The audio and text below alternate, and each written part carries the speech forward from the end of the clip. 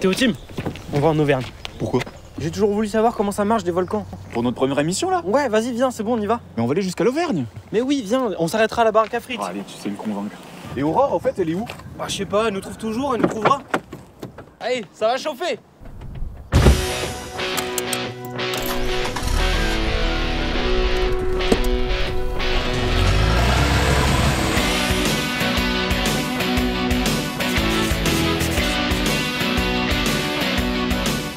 Oula.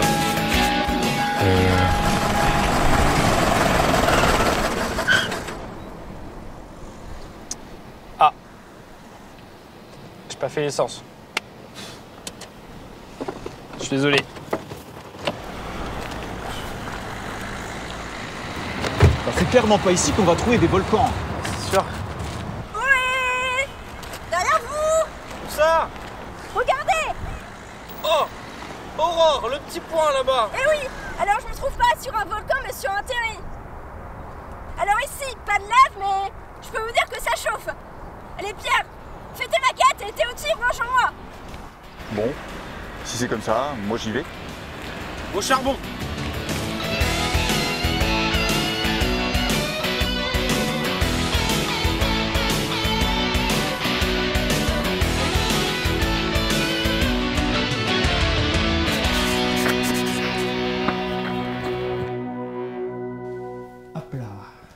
Bon, bah on est parti pour un épisode sur les terrils. Eh mais attends Pierre, on dit pas terril, mais terri, comme un fusil. T'es sûr? Eh oui, d'ailleurs comme un fusil, c'est la réponse qu'aurait donnée un mineur à un journaliste parisien à la fin du 19e siècle. Parce que figure-toi que la colline où je me trouve là, elle provient pas du tout des plaques tectoniques, mais de l'exploitation minière en Nord-Pas-de-Calais. Toute cette terre-là, elle vient d'en dessous. Et oui Aurore, dès 1720, les hommes ont extrait du charbon dans les Hauts-de-France. Mais dans les amas de roches, tout n'est pas du charbon. Le reste, ce sont des déchets. Le tri est fait à la main, par des femmes et des enfants. Les résidus, eux, sont mis dans des wagonnets tractés par des chevaux. Puis, au milieu du 19e siècle, les chevaux sont remplacés par des locomotives à vapeur. Les chargements sont alors déversés à proximité des fosses et donnent naissance au terriplat. Avec les progrès techniques, la cadence s'accélère, les volumes augmentent, des berlines montent et descendent dans les mines. Le tri manuel est remplacé par des machines, beaucoup plus rapides, beaucoup plus efficaces. Malgré toutes ces avancées, l'extraction d'une tonne de charbon génère 2 tonnes de déchets. Le rythme est tel que l'État grossisse et grossisse. Ils prennent de la hauteur, à tel point que des téléphériques sont nécessaires pour amener tous ces déchets qui ont formé les fameux terris coniques si caractéristiques aujourd'hui. À l'origine, dans le plus grand bassin minier de France, qui s'étendait du nord au Pas-de-Calais, on comptait environ 350 terris. Mais aujourd'hui, il ne reste qu'un peu plus de 200. Les autres ont été exploités pour leurs matières premières. Et les terris ne sont pas une spécificité du nord de la France. On en trouve de Lorraine jusqu'en Auvergne, où ils étaient plutôt appelés des crassiers. Et là encore, beaucoup d'entre eux ont disparu. Ici on est à Rieulay et ça ressemble plus du tout à un tas de charbon. Il y a des buissons, il y a des arbres, tout un tas de végétation. Et ça c'est notamment grâce à un écologue qui a participé à l'aménagement du plus grand terriplat du bassin minier. Salut Guillaume! Salut Aurore! Ça va? Bien et toi? Ça va. La première question que je me pose c'est est-ce que tout ça est naturel? On a 2 types de végétation sur le terri. On a des végétations spontanées et des végétations introduites, plantées entre guillemets. Et comme les terris étaient des friches industrielles et qu'il fallait créer des espaces verts pour les habitants du Nord-Pas-de-Calais, il y a eu des efforts de plantation très importants en région. Notamment, on a planté 600 hectares de bois sur les friches industrielles et sur d'anciennes carrières. Et donc pour les planter, on s'est posé la question en disant qu'est-ce qui pousse le mieux sur un terri? On a des sols acides, on a des sols drainants. Donc les premières introductions que nous avons faites, c'est ici des agents d'Europe, donc des espèces adaptées au terrain acide. Une autre espèce qui a été introduite, c'est le châtaignier, voilà, qui est aussi typique des terrains chauds et acides. Bon ok, ces 2 espèces sont bien adaptées au terri, mais ce n'a pas été le cas partout. On n'arrive pas à s'imposer à la nature. Le terrain là, il est tellement difficile. T'imagines, super acide, super drainant, super chaud, que tout ce qu'on a planté, quasiment rien n'a poussé. Mais il y a des bouleaux? Non, mais les bouleaux sont venus spontanément. Donc les bouleaux, c'est les champions de la conquête et de la reconquête. Mais si tu regardes derrière, tu vois, tous les filets anti-lapins, c'est toutes les plantations qu'on a voulu mettre, qu'on a voulu protéger, et qui sont des marqueurs de notre échec.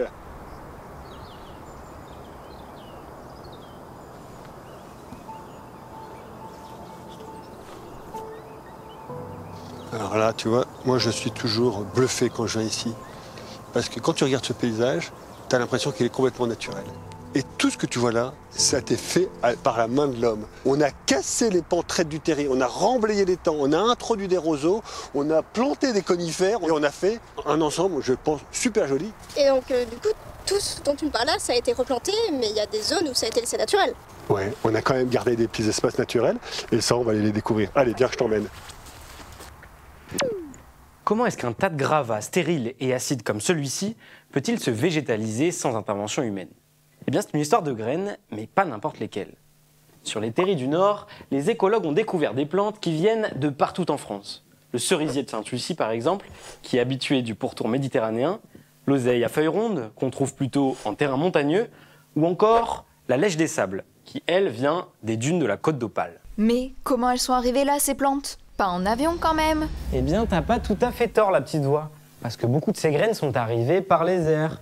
Dans les plumes des oiseaux migrateurs, par exemple, ou par des moyens un peu moins poétiques.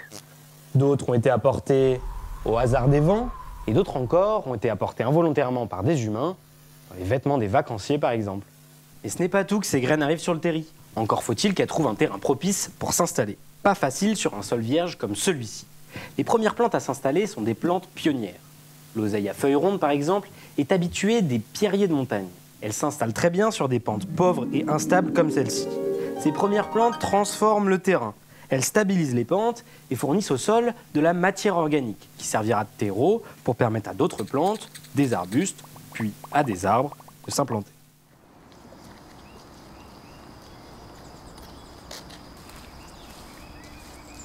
Ah oui, on voit quand même bien la différence avec tout à l'heure. Donc ici, c'est bien une forêt qui est naturelle. Alors c'est une forêt qui est naturelle, on est dans une boulée, donc une forêt de bouleaux. Les bouleaux, ce sont les premiers arbres à venir s'installer sur les terris. Ils ont une dispersion très efficace avec des petites graines qui sont transportées par le vent. Après, une fois qu'il y a un couvert forestier qui s'installe, on va avoir un oiseau qui est le jet des chênes, qui va enterrer, cacher des glands pour pouvoir les récupérer après. Le problème même, c'est que le jet des chênes oublie régulièrement où est-ce qu'il a planqué ses glands. Et donc on a au sein de la boulée des chênes pédonculés qui commencent à germer et pousser. Les bouleaux, les chênes, on connaît bien, mais sur les terris du nord de la France, on trouve des espèces beaucoup plus exotiques. Certaines viennent d'Afrique du Sud ou d'Indonésie. Le kénopode couché est même venu d'Australie pour profiter de l'accueil légendaire du Nord. On va voir si Guillaume a d'autres exemples à nous montrer. Et ben tu vois cette plante-là, ça c'est typique. Je vais l'arracher parce que c'est une plante exotique envahissante et donc j'ai pas de scrupules. Alors c'est une plante qui vient d'Afrique du Sud. Tu sais, le Nord-Pas-de-Calais avait une tradition textile. Et donc, on a fait venir de la laine d'Afrique du Sud. Et dans les toisons de laine, il y avait des graines d'une petite plante. Voilà, le sénescent qui a quitté les lavoirs. Et comme elle aimait bien la chaleur, elle a réussi à trouver sur le terri la chaleur dont elle avait besoin. Mais du coup, Pierre, d'où elle vient toute cette chaleur? Ça tient à la couleur des terris. Avec les restes de charbon, le sol est très sombre. Ici, on a une feuille blanche et une feuille noire. Elles sont éclairées par une lampe qui les réchauffe, un peu comme le ferait le soleil. À la caméra thermique, on se rend compte que la feuille noire est beaucoup plus chaude que la blanche. Mais alors, pourquoi? La lumière du soleil est une lumière blanche. Elle contient toutes les couleurs de l'arc-en-ciel et d'autres rayonnements, comme les ultraviolets ou les infrarouges, qui, eux, ne se voient pas. Ce qui détermine la couleur d'un objet, c'est la manière dont il interagit avec ces rayonnements. Par exemple, si cette feuille est jaune, c'est qu'elle absorbe toutes les couleurs, sauf le jaune, qu'elle renvoie vers nos yeux. Le blanc, lui, n'absorbe aucune couleur. Il les renvoie toutes. Le noir, à l'inverse, absorbe tous les rayons du soleil et leur chaleur. C'est pour ça que le sol sombre du terri chauffe plus au soleil que les sols de la région. Cette chaleur inhabituelle permet à des espèces qu'on ne trouve d'habitude pas dans le nord de s'installer. Oui, certaines viennent pour la chaleur, comme les crapauds calamites ou les lézards des murailles. Ils profitent des plaines aux herbes rases comme des steppes pour se dorer au soleil et chasser. La perdrix grise, l'alouette Lulu ou l'alouette des champs y trouvent aussi leur compte. Les terris leur offrent un paysage ouvert, parfait pour voir loin. Le sol caillouteux et friable séduit aussi des oiseaux habitués aux dunes, comme le petit gravelot. Et même les oiseaux migrateurs profitent de ces collines du nord une partie de l'année, comme le merle à plastron par exemple. Alors c'est bien sympathique ces espèces rares qu'on peut retrouver que sur les terris, mais moi il y en a une qui m'intéresse en particulier, c'est Aurore. Elle m'avait donné rendez-vous ici, au terri de Rieulay. Je ne la trouve pas, surtout que j'avais quelque chose d'incroyable à lui montrer. Un terri en feu, celui-là. Et Pierre, est-ce que ça t'intéresse toi? Bien sûr. T'es sûr que c'est pas dangereux? T'inquiète pas, je vais rejoindre Gaëtan, avec lui je vais être en sécurité. Bon, Gaëtan, on voit qu'autour de ce terri, il y a un tas de clôtures. Il est dangereux pour le public? Alors effectivement, c'est constitué de matériaux qui sont combustibles ou qui peuvent s'oxyder au contact de l'air ambiant. Et ces phénomènes sont source de potentielles émanations gazeuses toxiques, de brûlures, d'incendies ou de mouvements de terrain. On surveille 10 terris qui sont en combustion et qui sont dangereux et qui présentent les mêmes risques que celui-ci. Et oui, le phénomène de combustion reste rare et s'observe surtout pour les terris les plus anciens. Car au départ, les méthodes de tri, elles n'étaient pas très efficaces. Par exemple, le terri de Rieulé, où Théotime se trouve, est constitué de 40% de charbon. Donc forcément, à la moindre étincelle, tout brûle. Donc nous arrivons sur zone et nous allons pouvoir constater les premiers effets visibles des échauffements. Ah bah oui, parce que ça fait plusieurs fois qu'on croise des arbres qui sont en partie brûlés. Pourquoi? Quand un échauffement rencontre une zone boisée, les racines des arbres commencent à brûler, qui génèrent la mort de l'arbre et la chute de l'arbre. Donc là, on va rejoindre votre collègue. Bonjour Vincent. Bonjour. Je vois que vous êtes bien équipé. Oui. Mais rien que là, en fait, en surface, on sent qu'il fait déjà chaud. On est à peu près à combien de degrés rien qu'en surface ici dans cette zone? Donc là, on a mesuré au préalable avec la caméra thermique. Un peu plus bas, là, en surface, on a mesuré 70 degrés.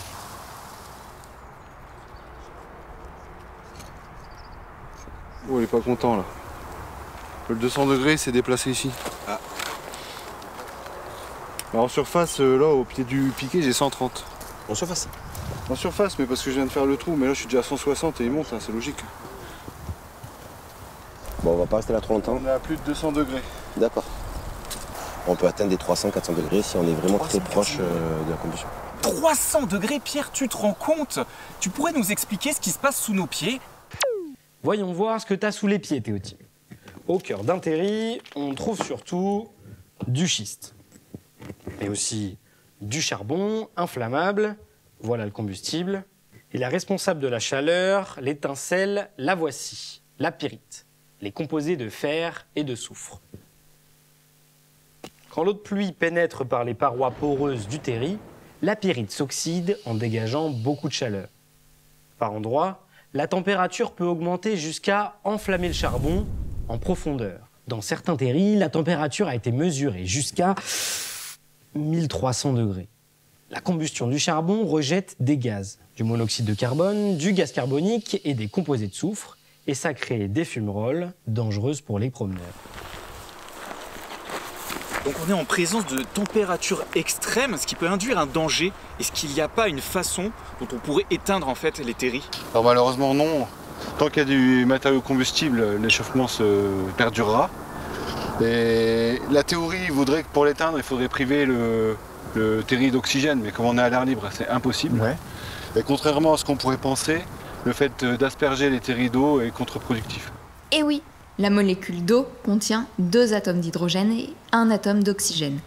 Donc comme l'oxygène alimente la combustion, mettre de l'eau sur un terri peut être catastrophique. En 1975, un terri a explosé à cause de pluies diluviennes. Elles ont apporté beaucoup d'oxygène à proximité d'une poche de gaz. Tel un volcan, le terri a explosé. Des milliers de blocs de schiste et des cendres incandescentes ont déferlé sur les maisons. Les titres des journaux locaux parlent de Vésuve de charbon. 6 personnes sont décédées et 2 autres sont blessées. Mais heureusement, comme pour Pompéi, ces événements restent rares.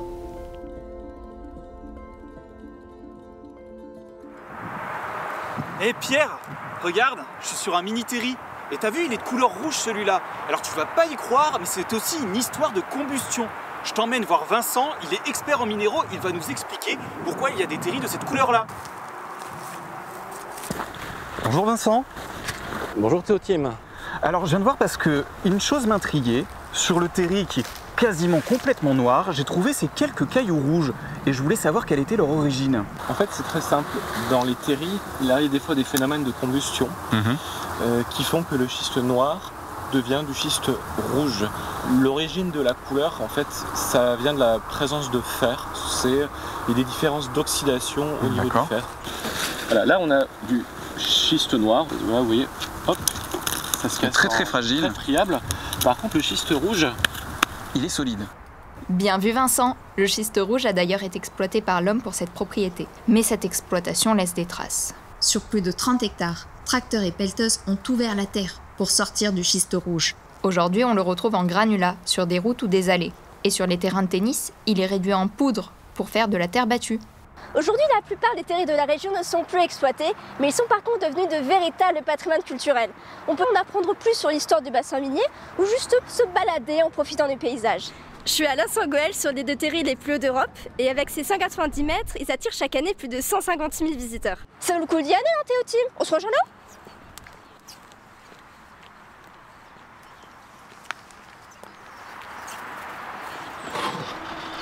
Aurore! Elle me fait tourner en bourrique, c'est pas possible!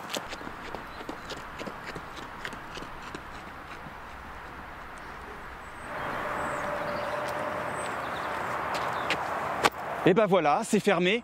Mais en même temps, il fallait s'en douter. Les terris sont tellement fragiles, puisqu'ils sont composés de schiste, eh bien ça s'érode. Et conséquence de cette érosion, ces tranchées qu'on appelle aussi des ravines. Et Pierre, tu pourrais peut-être nous expliquer, toi, ce que c'est ces ravines? Eh bien, Théotime, ce sont les personnes comme Aurore et toi qui participaient à l'érosion des terris. En marchant, en courant hors des sentiers, en roulant à moto ou en quad, tout ça creuse des ornières. Et quand l'eau de pluie s'infiltre dans les ornières, elle désolidarise les schistes et creuse des ravines qui peuvent aller jusqu'à 1,50 m de profondeur. Avec le temps, le terri s'affaiblit, il s'effondre sur lui-même petit à petit et perd de l'altitude. Sur les 2 terris de Los-en-Goël, l'association Nœud Environnement a installé depuis plusieurs années des sortes de barrages en travers des ravines pour lutter contre l'érosion. On appelle ces aménagements des fascines. Christophe, est-ce que tu peux nous expliquer ce qu'il y a dans cette fascine, comment vous la construisez? Alors ces fascines sont constituées de branches qu'on trouve sur le site. On les rassemble pour en faire des fagots qu'on vient fixer sur des pieux qui sont à la verticale. Et donc là, justement, on voit l'action de cette fascine, c'est ça, à savoir qu'on a une espèce de terrasse ici, ça piège les sédiments. Ça ruisselle, ça arrive jusqu'ici, c'est bloqué, seule l'eau s'infiltre et passe. D'accord. Les plus gros des sédiments sont piégés derrière cette fascine. Nous voici sur un autre aménagement qui est également présent sur le site, le tunage. Le tunage piège beaucoup plus rapidement et une quantité plus importante de sédiments que le fascinage. Oui, on voit que la terrasse est beaucoup plus constituée. La terrasse est totalement reconstituée et on voit de nouveau qu'on a déjà de la végétation herbacée qui, par leur système racinaire, permettent de limiter l'érosion en ralentissant l'eau et en permettant à l'eau de s'infiltrer. Donc ce sont les grands arbres, c'est ça qui participent à l'érosion? Un gros coup de vent, une tempête peut arriver, le déracine complètement, ils entraîneraient des grosses galettes de terre hors du terri. D'accord. Peut-être on peut reprendre le chemin pour continuer l'ascension? Avec plaisir. Aurore, j'espère que tu auras respecté les sentiers balisés pour monter sur les terris. Hein. C'est sûr que c'est fatigant, hein, grimper. Dur la grimpette. Christophe, il y a une question que je me pose depuis le début de l'ascension, c'est pourquoi on veut garder un tas de schiste? Pourquoi on le laisse pas juste s'éroder? Puis tant pis s'il perd 3-4 mètres en fait, non? Prenons un peu de hauteur, tu vas t'en rendre compte. Ok, bah je te suis.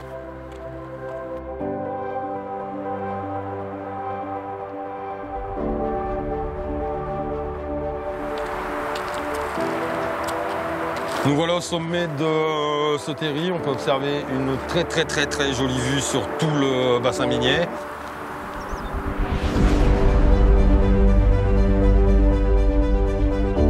Ces 2 terris sont classés au patrimoine mondial de l'UNESCO. Donc voilà pourquoi on essaye de faire de notre mieux pour préserver ces 2 joyaux de notre région. Bien, merci Christophe, merci de nous avoir montré tout ce que tu fais pour ces terris.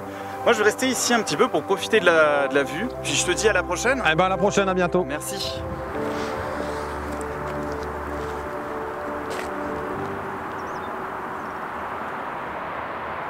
Théotime? Théotime? Aurore? Mais t'es enfin là! Mais moi je t'ai cherché partout depuis tout à l'heure. T'as vu à quel point c'est génial les terris? C'est quand même fatigant, hein. Ah mais j'en ai encore un autre à te montrer. Comment ça, un autre? On peut faire du ski. Du ski? Oui, ça va être génial. Comment ça? Et un autre, on fait du vin. Du vin? Et oui, tu vas adorer. Ça en fait 50 de terris que tu me fais Et goûter. tu vas adorer. Et leur vin, il va être génial, je pense. Hein. Leur vin et pour le ski. Bah ouais, ça va être super cool. Et puis comment ça, on peut faire du ski sur un terri, y a même pas de neige? Oh, on verra ça plus tard. Et allez, viens, on s'en fout, allez. Et d'ailleurs, il est où, Pierre? J'ai mis du charbon dans le réservoir, ça marche. Direction l'Auvergne. Super, on va Décolle-toi. Décolle-toi.